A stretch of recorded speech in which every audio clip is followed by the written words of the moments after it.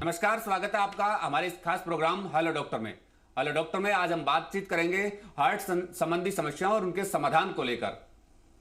इस बातचीत के लिए आज हमारे साथ हैं दो खास मेहमान, रुक्मिणी बिड़ला हॉस्पिटल के cardiology director doctor Sanjeev Rai. Doctor साहब, बहुत बहुत स्वागत है आपका हमारे इस खास प्रोग्राम में। नमस्कार, और सारे दर्शकों को भी मेरे नमस्कार। दूसरे खास मेहमान है रुक्मिणी बिड़ला हॉस्पिटल से additional director cardiology doctor Amit Gupta. Doctor साहब, आपका भी बहुत बहुत स्वागत है।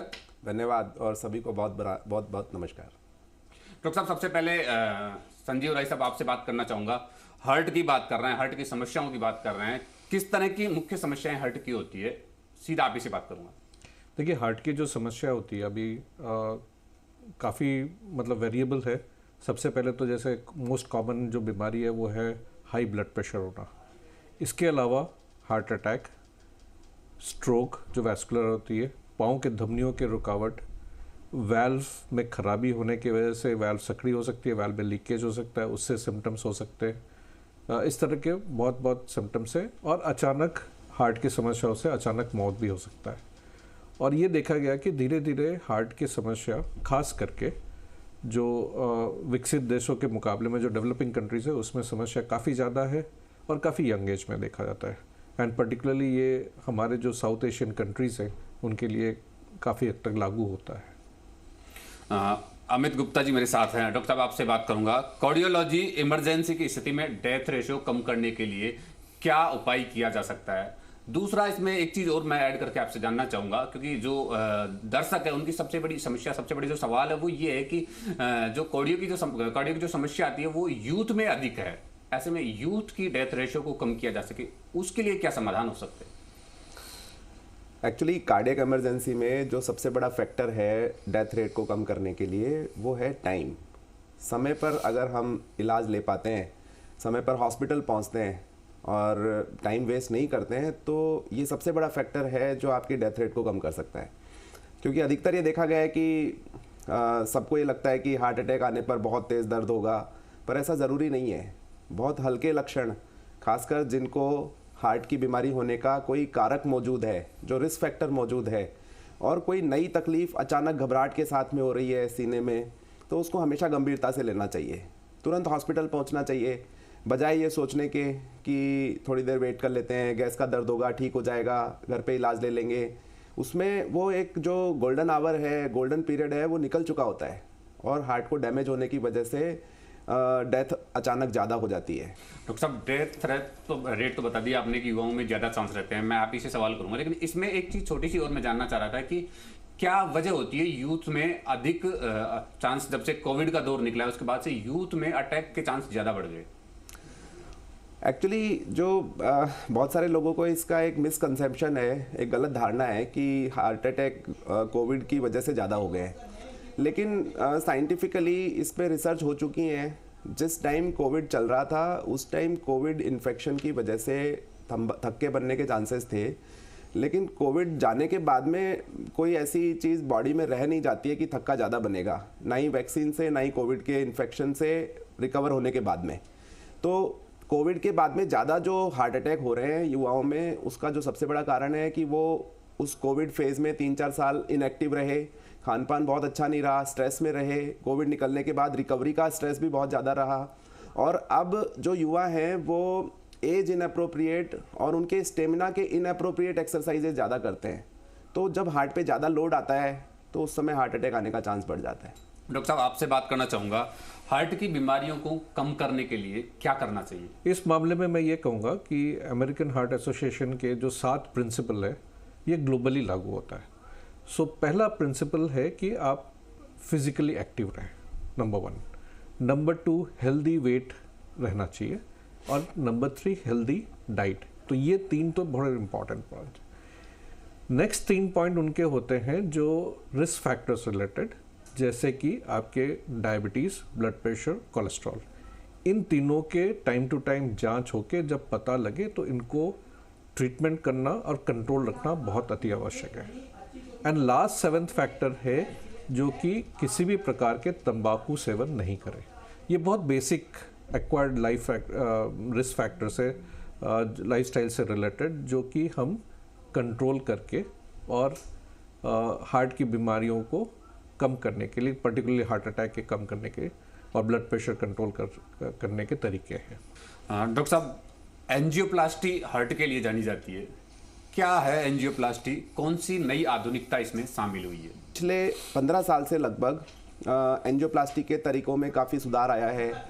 डिवाइसेस बहुत सोफिस्टिकेटेड हो गए हैं। पहले जो कैल्सिफाइड आर्टरीज होती थी उनमें स्टेंट ले जाना, स्टेंट को फुलाना काफ़ी मुश्किल होता था, लेकिन अभी कैल्शियम को ट्रीट करने के लिए काफ़ी आधुनिक तकनीक आ गई हैं, जैसे कटिंग बलून, रोटाब्लेशन और इंट्रावेस्कुलर लिथोट्रिप्सी, जिससे हम कैल्शियम को बहुत काफ़ी हद तक आसानी से हम टैकल कर लेते हैं और मुश्किल जो ब्लॉकेजेस होते हैं उनमें भी स्टेंट डाले जा सकते हैं। उसके भी ऊपर कुछ ऐसी तकनीक विकसित हो गई हैं जिनको इस्तेमाल करने से एंजियोग्राफी से कहीं अधिक कुशलता से हम नसों के अंदर झांक सकते हैं। स्टेंट लगाने के बाद कोई कॉम्प्लिकेशंस रह गए हैं या कोई जगह ऐसी रह गई है जिसमें और ऑप्टिमाइजेशन की ज़रूरत है, हम उनको डील कर सकते हैं। डॉक्टर संजीव राय जी, आपसे बात करना चाहूँगा, आपसे जानना चाहूँगा कि मैं अचानक युवाओं में मृत्यु के क्या कारण? सडन डेथ होना मतलब ये ज़रूरी नहीं है कि हार्ट अटैक हुआ है। हाँ, जैसे अगर देखें हम युवाओं में, अगर 1 से 35 साल की उम्र देखें तो इनमें जो सडन डेथ होता है इसमें हार्ट अटैक कोई ज़रूरी नहीं है हुआ, इनके अलग कारण होते हैं। जबकि जो 35-40 साल के ऊपर हैं उनमें हार्ट अटैक के वजह से सडन डेथ होने के चांसेस ज़्यादा होते हैं, खास करके अगर 60-65 के ऊपर हो। तो इस युवा पीढ़ी में ये देखा गया कि अगर हम ऑटोप्सी करते हैं, जो पोस्टमार्टम स्टडीज़ हैं, चाहे विदेशों में, खैर हमारे कंट्री में ऐसा कोई डाटा नहीं है एनालाइज किया हुआ, बट इसमें सडन एरिथमिक डेथ्स जो बोलते हैं, मतलब अचानक धड़कन तेज होके डेथ हो जाना, ये कॉमन है। इसमें कई चीज़ें तो कंजेनाइटल होती है, मतलब जेनेटिक डिफेक्ट्स होते हैं। फिर कुछ चैनलोपैथीज बोलते हैं जिसमें कि हार्ट के कुछ मेम्ब्रेन्स जो होते हैं, जो कोशिकाओं में, उसमें अक्रॉस कुछ चैनल्स होते हैं जैसे कैल्शियम अपटेक और ये सारी चीज़ें करते हैं, उसके कोई जेनेटिक डिफेक्ट्स, ये सारी चीज़ें कॉमन है यंगस्टर्स में। लेकिन हाँ, ये बहुत इम्पॉर्टेंट है जो कि खास करके यूरोपियन कंट्रीज़ में अपनाया गया। जिस भी युवा के वहाँ पे देखा गया कि सडन डेथ हुआ है, उनके उन्होंने वॉलंटरीली, वहाँ पे तो खैर कॉमन ही है ऑटोप्सी और पोस्टमार्टम करना, ताकि हम उस कारण पे पहुँच पाए। प्लस उनके सैंपल, ऑर्गन सैंपल्स रखा जाता है ताकि उसको डिटेल जेनेटिक एनालिसिस कर पाए, ताकि उनके फर्स्ट डिग्री रिलेटिव्स जो हैं, जिसमें ये भी जेनेटिक ट्रेट्स उसमें पास ऑन होता है, सो उसमें अप्रोप्रिएट काउंसलिंग करके उनके रोकथाम की व्यवस्था जो भी हो सकता है मॉडिफाइबल, वो हम लोग कर पाए। तो ये चीज़ बहुत इम्पॉर्टेंट है। कैटेगराइज अगर की जाए हार्ट संबंधी समस्याओं को, हार्ट अटैक एक घातक बीमारी मानी जाती है, साइलेंट अटैक आता है, क्या किस तरह की कैटेगराइज किया जा सकता है अटैक? देखिए, हार्ट अटैक बेसिकली जो खून की धमनियां हैं जो हार्ट के ऊपर होता है, जिसको कॉरोनरी आर्टरीज बोलते हैं हमारे मेडिकल लैंग्वेज में, उसके रुकावट से होता है, उसमें कोई ना कोई ब्लॉकेज डेवलप होता है। अब ये ब्लॉकेज डेवलप जो होता है, एक एंड है जहाँ पे स्लोली कोलेस्ट्रॉल डिपॉजिट होता है, तो वो ब्लॉकेज धीरे धीरे over a period of time में बनता है। इसमें जो मैनिफेस्टेशन जिस तरह से हमारे उजागर होता है वो है एंजाइना। एंजाइना मतलब होता है जो इंसान मान लीजिए खुद थोड़ा भारी काम करे या ज़्यादा डिस्टेंस चले तो उनमें सीने के बीचों बीच एक भारीपन सा महसूस होता है, बाजुओं में तकलीफ होता है या जबड़ों में तकलीफ हो सकता है, या पेट के ऊपरी भाग में एक अजीब सा सेंसेशंस होते हैं। और ये सारी चीज़ें शुरू में काम करने पे होता है और धीरे धीरे ये प्रोग्रेस होते रहता है। जैसे जैसे ब्लॉकेज के परसेंटेज बढ़ते रहता है, ये सिम्टम्स जल्दी आता है। इसको हम लोग बोलते हैं स्टेबल एंजाइना, और जब प्रोग्रेस हो जाता है उसको बोलते हैं अनस्टेबल एंजाइना। दूसरे एंड पे है कि अचानक हार्ट अटैक होना, किसी को कोई सिम्टम्स नहीं था, उसमें अचानक हार्ट अटैक होना। इसमें यूजुअली ये होता है कि पहले कोई खास ब्लॉकेज नहीं आता, लेकिन सडनली वहाँ पे कोलेस्ट्रॉल जहाँ डिपॉजिट हुआ है उसको प्लाक बोलते हैं, वो रप्चर हो जाता है, वहाँ पे खून का थक्का जम के एकदम से हार्ट के ब्लड फ्लो रुक जाता है और उसको हार्ट अटैक होता है। और लास्टली होता है साइलेंट मतलब कब अटैक हुआ कुछ पता नहीं पड़ा। ये चीज़ें नॉर्मल ओवरऑल पॉपुलेशन में 20-30% में होता है, लेकिन डायबिटीज़ में 30-50% केसेस में साइलेंट हार्ट अटैक हो सकता है। डॉक्टर अमित जी, आपसे बात करना चाहूँगा, स्ट्रक्चरल हार्ट क्या है, किस तरह की डिजीज़ है, इसके बारे में बताएं आप। एक्चुअली जैसे हम जनरली ये मानते हैं कि हार्ट अटैक ही हार्ट की बीमारी है, पर जैसे डॉक्टर संजीव राय सर ने भी बताया कि अरिथमिया भी एक हार्ट की बीमारी है जिसकी वजह से सडन कार्डियक डेथ हो सकती है। उसी तरह से हार्ट की कुछ ऐसी बीमारियां हैं जिनमें हार्ट के जो संरचना है वो बदल जाती है, यानी कि जैसे वाल्व खराब हो जाना, जिसको हम बाद में सर्जरी के माध्यम से बदला करते थे पहले, अभी हम उसको जैसे हम लोग स्टेंट करते हैं वैसे हम लोग पैर की बड़ी नस के माध्यम से ही बदल देते हैं बिना ऑपरेशन। हार्ट अटैक के अलावा जो बीमारियां हैं जो हार्ट की संरचनात्मक परिवर्तन से आती हैं उनको आजकल बिना सर्जरी पैर की बड़ी नस के माध्यम से ठीक किया जाता है। तो इन सबको स्ट्रक्चरल हार्ट डिजीज़ बोलते हैं। और स्ट्रक्चरल हार्ट डिजीज़ के साथ में ही कुछ वेस्कुलर बीमारियां भी हैं, जैसे हार्ट से निकलने वाली मोटी धमनी जिसको एओर्टा कहते हैं, उसकी भी कुछ ऐसी बीमारियां हैं जो पहले सिर्फ सर्जरी के माध्यम से ही डील की जाती थी, लेकिन अब हम उनको पैर की धमनी के माध्यम से उनकी बीमारियों को ठीक कर सकते हैं। यहाँ रुकेंगे एक छोटे से ब्रेक के लिए, आप देखते रहिएगा हेलो डॉक्टर।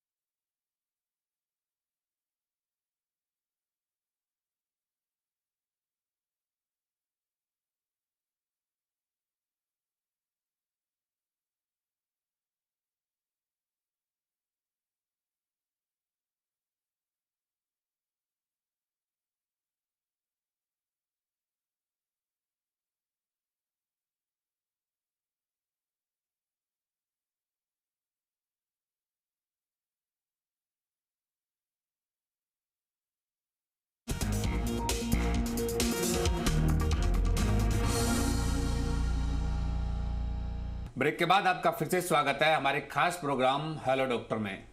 दो खास शख्सियत हमारे साथ मौजूद हैं, डॉक्टर संजीव राय, डॉक्टर अमित गुप्ता। हम इनसे बातचीत कर रहे थे, बातचीत के सिलसिले को आगे बढ़ाते हैं हार्ट संबंधी समस्याओं को लेकर।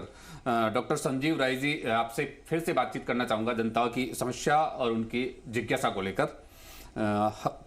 एंजियोप्लास्टी की बात कर रहे थे। एंजियोप्लास्टी हार्ट संबंधी समस्याओं में काम आती है, समाधान में काम आती है। नई तकनीकी क्या इसमें ऐड हुई है, इसको लेकर आपसे जानना चाहूँगा, और क्या वो मदद करती है? जैसे कि डॉक्टर अमित ने थोड़ी देर पहले बताया कि एंजियोप्लास्टी मतलब होता है कि धमनियों को बिना चीराफारी के परक्यूटिनस जिसको बोलते हैं, छोटे से एक नली में हम लोग एक तार डाल के उसको हम वहाँ तक पहुँचते हैं और उसके ऊपर एक कैथेटर जाता है जिसके थ्रू वायर डालते हैं और उस वायर के ऊपर हम बैलून और दूसरे डिवाइसेस ले जाते हैं। सो एंजियोप्लास्टी जो 1977 में शुरू हुआ था, उसके पहले जैसे कि डॉक्टर साहब ने बताया कि सर्जरी ज़्यादातर हुआ करता था और पहले के टेक्निक में और अभी के टेक्निक में बहुत रिफाइनमेंट्स आया। उन्होंने संक्षेप में सारा जानकारी दी और उन्होंने ये भी हाईलाइट किया कि आज हम जो करते हैं वो ज़्यादातर पहले जो कि सिर्फ एंजियोग्राफी गाइडेड बोलते थे, यानी कि जो आपके एंजियो में स्क्रीन आ रहा है उसको देख के हम एंजियोप्लास्टी करते हैं। आज के तारीख में हम इमेज गाइडेड करते हैं, यानी कि उस एंजियोग्राफी में जो दिख रहा है उसके अलावा एक छोटा सा कैमरा जैसे चीज़ें अंदर जाते हैं। तो उसके दो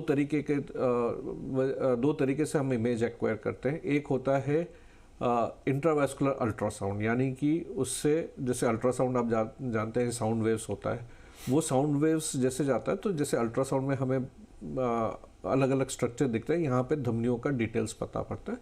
दूसरा होता है OCT या ऑप्टिकल कोहेरेंस टोमोग्राफी, यानी कि एक इंफ्रारेड लाइट जाके उसमें हमें अंदर की पिक्चर देता है। तो इसमें और एंजियोग्राफी गाइडेड में ये डिफरेंस है कि एंजियोग्राफी बेसिकली 2 डायमेंशनल पिक्चर होता है जहाँ पे हमें बहुत सारी चीज़ें इमेजिन करके देना पड़ता है।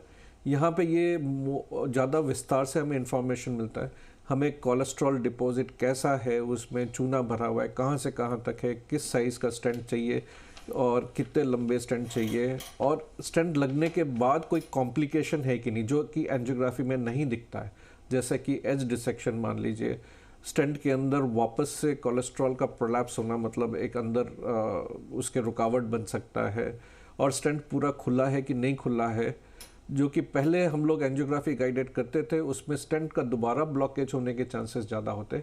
आज के तारीख में अगर हम करें तो दोबारा ब्लॉकेज नहीं हो, ये हम सुनिश्चित कर सकते हैं, काफ़ी कॉन्फिडेंस से कह सकते हैं। और सबसे बड़ी इंपॉर्टेंट है, लास्ट ईयर जो यूरोपियन सोसाइटी ऑफ कार्डियोलॉजी, इसमें 4 ट्रायल पब्लिश हुए थे जहाँ पे ये देखा गया कि जब हम इमेज गाइडेड करते हैं, सिर्फ ये नहीं कि हम ये सारे कॉम्प्लिकेशंस को कम करते हैं, बल्कि हम इस कॉम्प्लिकेशन से रिलेटेड जो मृत्यु दर होता है लॉन्ग टर्म में, दोबारा हार्ट अटैक वगैरह या दोबारा ब्लॉकेज के, उसके रेट भी हम कम करते हैं, खास करके स्टेंट के अंदर दोबारा थक्का जमना। यानी कि करंट टेक्निक से अगर हम करें तो हम ज़्यादा सुनिश्चित हो सकते हैं कि हम बेहतर रिजल्ट दे पाए और इसके आउटकम जो है, खास करके डेथ और स्टेंट रिलेटेड जो कॉम्प्लिकेशन है उसको भी हम कम कर सकें। बड़ी बात है डॉक्टर साहब की एंजियोप्लास्टी की नई तकनीकी को हम में लेते हैं तो आगे के लिए भी हम सिक्योर हो जाते हैं कि ये दोबारा सिचुएशंस पैदा नहीं होगी। डॉक्टर अमित जी, आपसे बात करना चाहूँगा, तावी तकनीकी क्या है? तावी तकनीकी किस तरह, ये किन परिस्थितियों में काम करती है? जैसा पिछला सवाल था कि स्ट्रक्चरल हार्ट डिजीज़ क्या है, तो टावी तकनीक भी स्ट्रक्चरल हार्ट डिजीज़ के ट्रीटमेंट का ही पार्ट है। जो हमारे हार्ट के बाएं चैम्बर से मुख्य धमनी निकलती है जो पूरे शरीर में रक्त को लेके जाती है, तो बाएं चैम्बर और उस मुख्य धमनी जिसको एओर्टा बोलते हैं, इसके बीच में एक वाल्व होता है जिसको एओर्टिक वाल्व बोलते हैं। तो बेसिकली ये एओर्टिक वाल्व पूरे शरीर के ब्लड फ्लो को रेगुलेट कर रहा होता है, और कुछ खास कारणों से कई बार बचपन से ही उस वाल्व में 2 पत्तियां ही होती हैं 3 की जगह, या फिर उम्र बढ़ने के साथ में धीरे धीरे कैल्शियम जमा होने की वजह से वो वाल्व ब्लॉक होने लगता है। और जैसे जैसे वाल्व ब्लॉक होता है तो हार्ट के बाएं चैम्बर पे प्रेशर बढ़ता चला जाता है ब्लड को पंप करने के लिए, और बहुत ज़्यादा जब वाल्व ब्लॉक हो जाता है, जिसको सीवियर एओर्टिक स्टेनोसिस बोलते हैं, तो उस वाल्व को बदलना पड़ता है ताकि पूरे शरीर में रक्त का प्रवाह होता रहे। तो आज के 10 साल पहले तक ये वाल्व रिप्लेसमेंट केवल सर्जरी के माध्यम से ही होता था, यानी ओपन हार्ट सर्जरी ही करना पड़ता था। लेकिन कई बार उस ज़माने में जब बहुत अत्यधिक कोमॉर्बिडिटीज़ यानी कुछ अन्य बीमारियां भी ओल्ड एज में हो जाती हैं, तो उन बीमारियों के साथ में उस वाल्व को बदलना बहुत मुश्किल हो जाता था ओपन हार्ट सर्जरी से, यानी इतनी कॉम्प्लिकेटेड हो जाता था कि सर्जन सर्जरी करने से मना कर देते थे। तो उस वाल्व रिप्लेसमेंट का जो समाधान निकला कि जैसे पैर या हाथ की नस के माध्यम से हम लोग स्टेंट लगाते हैं कोरोनरी आर्टरीज में, उस तरीके से स्टेंट रूप में वाल्व को कैथेटर के ऊपर माउंट करके और पैर की नस के माध्यम से ही बिना सर्जरी वाल्व का रिप्लेसमेंट कर दिया जाता है। धीरे धीरे वो तकनीक इतनी विकसित हो गई, वैल्व इतने ज़्यादा विकसित हो गए कि हाई रिस्क केसेस के अलावा अब लो रिस्क केसेस में भी वैल्व को बिना सर्जरी के पैर की नस के माध्यम से बदल सकते हैं। लेकिन क्योंकि ये वैल्व टिश्यू वैल्व होता है जिसकी उम्र लगभग 10-12 साल मानी जाती है, तो यंग एज में ये सर्जरी नहीं की ये टावी तकनीक काम में नहीं आती है, क्योंकि फिर वो दोबारा बदलना पड़ता है। तो जो ओल्डर एज के लोग हैं, यानी जिनकी उम्र 65 वर्ष से अधिक है, या फिर जिनकी लाइफ एक्सपेक्टेंसी यानी जीने की उम्मीद 20 वर्ष से कम है, यानी हो सकता है 55 साल के व्यक्ति में भी लाइफ एक्सपेक्टेंसी कम हो, खासकर भारतीय देशों में जो एशियन कंट्रीज हैं इनमें लाइफ एक्सपेक्टेंसी यूरोपियन और अमेरिकन कंट्रीज से कम है। तो हम उन व्यक्तियों में जिनमें लाइफ एक्सपेक्टेंसी 20 वर्ष से कम है या 65 वर्ष से अधिक की उम्र है और उनको सीवियर एओर्टिक स्टेनोसिस की बीमारी है, तो टावी तकनीक के द्वारा ओपन हार्ट सर्जरी की जगह पैर की धमनी के माध्यम से वैल्व रिप्लेस किया जा सकता है। इसमें खास बात यह है कि पेशेंट विदिन मतलब 2 दिन के अंदर अंदर ही एक सामान्य अवस्था में घर जा सकता है, एक्टिव हो सकता है, मोबाइल हो सकता है, और सर्जरी के जो कॉम्प्लिकेशंस हैं ओपन हार्ट सर्जरी की या जो देर से रिकवरी होती है उन सब चीज़ों से बच सकता है।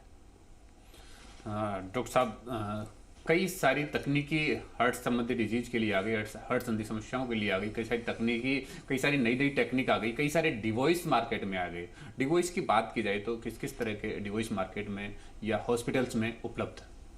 देखिए, डिवाइस तो खास करके जो अभी डेवलपिंग फील्ड है वो है स्ट्रक्चरल हार्ट डिजीज़, जो डॉक्टर अमित ने बताया अभी। उसमें टावी के अलावा दूसरे वाल्व भी टैकल किया जा सकता है बिना ऑपरेशन का। जैसे माइट्रल वाल्व होता है, उसमें भी अगर खराबी हो तो उसको भी रिप्लेस कर सकते हैं। अगर वाल्व लीकेज होता है तो उस लीकेज को भी हम लीकेज को कम कर सकते हैं। जो वाल्व के जो एरिया है उसमें क्लिप लगा के, जिसको बोलते हैं माइट्रा क्लिप। आजकल डेवलपमेंट में काफ़ी है कि माइट्रल वाल्व भी रिप्लेस करे नेटिव वाल्व को। इसके अलावा जो राइट साइड के वाल्व होते हैं, ट्राइकस्पिड वाल्व, उस वाल्व को भी हम लोग जब ज़्यादा लीकेज होता है तो हार्ट फेलियर के चांसेस ज़्यादा होते हैं, उसमें भी टेक्निक है जिसको ट्रिक वाल्व बोलते हैं, वो भी डिप्लॉय कर सकते हैं। तो ये तो हुआ वाल्व संबंधित। इसके अलावा जैसे पहले डॉक्टर साहब ने जिक्र किया कि एक लेफ्ट एट्रियल अपेंडेज होता है जहाँ पे अगर हार्ट के धड़कन तेज हो, जिसको एट्रियल फिब्रिलेशन बोलते हैं, इरेगुलर और तेज हो, तो खून का थक्का उसमें अक्सर जम जाता है। और ये एज रिलेटेड इश्यूज है ज़्यादातर। और जब थक्का जम जाता है और हार्ट के धड़कन वापस नॉर्मल हो जाता है, उस टाइम में यहाँ से थक्का निकल के शरीर में जाता है, डिफरेंट जगह जाके रुकावट पैदा कर सकता है, और जब ब्रेन में जाता है इसको पैरालिसिस अटैक होता है। और इसके लिए आमतौर पे हम खून पतला करने की गोली, इंजेक्शंस वगैरह देते हैं ताकि हम इसको कम कर सकें। लेकिन ऐसे कई पेशेंट्स होते हैं जहाँ पे हम ये खून पतला करने की गोली नहीं दे सकते। उसमें ये जो एक तरह से कह सकते हैं कि लेफ्ट एट्रियम में पॉकेट है, इस पॉकेट को हम बंद करने के लिए एक लेफ्ट एट्रियल अपेंडेज होता है, इसको हम ऐसे करते हैं ताकि वो पॉकेट सील हो जाए, तो वहाँ पे थक्का बनने के चांसेस कम हो जाते हैं। तो ये कुछ नए डिवाइसेस हैं जहाँ पे अभी डेवलप हो रहे हैं। इसके अलावा जो है बॉडी में जो डिवाइसेस का जहाँ तक जिक्र किया आपने, तो जो एओर्टा की संबंधित बीमारी बताया, उस एओर्टा में अगर बलून्ड आउट हो जाता है, जहाँ पे ये अचानक भी हो सकता है या उसके अंदर से छिलका हट के डिसेक्शन होता है, उसको भी पहले ज़माने में ऑपरेशन के द्वारा बंद कराया जाता है। आजकल बिना ऑपरेशन का एक ऐसे जाली डालते हैं जो कि कवर्ड होता है, कवर्ड स्टेंट, उससे भी ये सारी चीज़ें समस्या कम हो जाता है। तो ये कुछ जो है डेवलपमेंट्स हो रहे हैं जो इम्पॉर्टेंट है। और सबसे इम्पॉर्टेंट बात है, जैसे कि आपने जिक्र किया, ये आजकल जो नई टेक्निक्स है इसमें हाइब्रिड सिचुएशन में सारी चीज़ें हम लोग कर सकते हैं। और कई बार हाइब्रिड ऑपरेशन भी हो सकता है। कुछ उसी टाइम पे अगर आपके पास हाइब्रिड कैथ लैब है जहाँ पे ऑपरेशन की भी पार्ट से कुछ करेक्ट कर सकते हैं, कुछ बिना ऑपरेशन का भी कर सकते हैं, ताकि ओवरऑल रिस्क पेशेंट को कम हो जाए।